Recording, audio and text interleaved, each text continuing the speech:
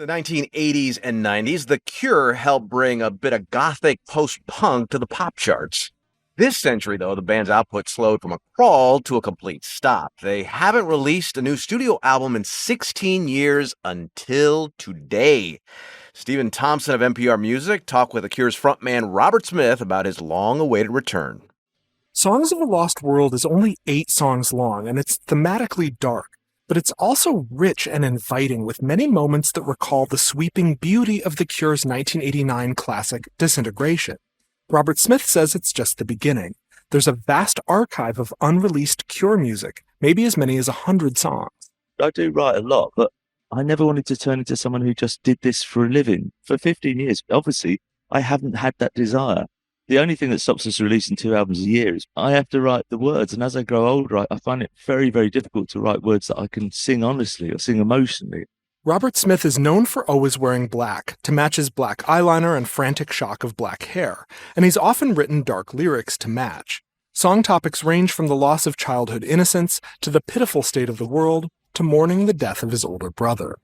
Smith warned fans years ago that this record would be, quote, very doom and gloom. Even up to 6 months ago, I played what I considered to be the 13 kind of doomiest and gloomiest songs, all together in a running order for someone whose judgment I trust implicitly. And they just looked at me like I was insane. They said, like, no one will listen to that twice because it's just too much. So I reduced it down, and the 2 saddest songs aren't even on the album.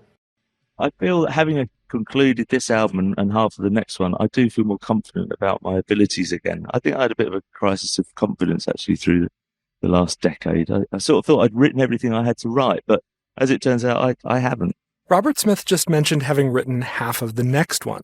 He intends for this new album to be the first of 3, perhaps the final Cure albums. It's a transitional record, I think, the next one, and then leave the third record for something that's very much more light and upbeat. That's my intention. Whether I get there or not is another thing entirely.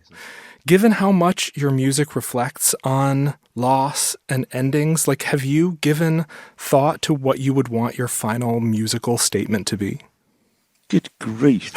Sorry. This is a bit bleak, isn't it? Robert Smith just called my question bleak, which is a little like interviewing the Pope and having him ask, this is a bit Catholic, isn't it? I'm never really worried about legacy and posterity. I think that what I do is it's just there, and how it will end is how it will end. One part of Robert Smith's legacy outside of the music itself has been the way he's been challenging the way tickets to Cure concerts are sold. In this country, think Ticketmaster. I was expressing my frustration with a system that tries to monetize everything and ruins everything in the process. The Cure once proposed charging $25 for a seat. Ticketmaster charged fans $51, filled with mystery fees. Robert Smith wanted answers. Where's the other $26 going? Because the band aren't getting it, so who's getting it? I was kind of talked to like I should, run along Sonny and shut up. And it was, for one moment, I was back at school thinking, you can't talk to me like that. Robert Smith won that battle, and fees were returned to ticket buyers, though fans of other artists haven't gotten the same relief. Smith has been in the public eye for more than 4 decades, to the point where it's easy to forget that he's got a normal side, even if people who only know his gothic onstage image might imagine him rising from a coffin to begin each day. I asked him, what would surprise Cure fans about Robert Smith's life? I've got sheep. There you go. I've got sheep that are all named, and I tend to them when they're sick. There you go. You'd never have guessed that, would you? Robert Smith, sheep doctor. Yeah, shepherd. Shepherd. Oh, shepherds. Yeah.